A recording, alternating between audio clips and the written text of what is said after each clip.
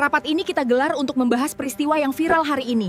Saya minta laporan fakta lapangan penanganan harus profesional, terukur, dan transparan. Isu yang viral hari ini tidak boleh kita anggap ringan. Saya perintahkan seluruh fungsi terkait segera melakukan pendalaman, klarifikasi, dan langkah hukum sesuai aturan. Kepolisian menangani laporan dugaan penculikan anak secara serius dan profesional. Seluruh sumber daya dikerahkan untuk memastikan korban segera ditemukan dan pelaku diproses sesuai hukum. Pastikan tidak ada jalur yang kosong dari patroli. Setiap pergerakan harus terlapor, terkoordinasi, dan siap bertindak cepat.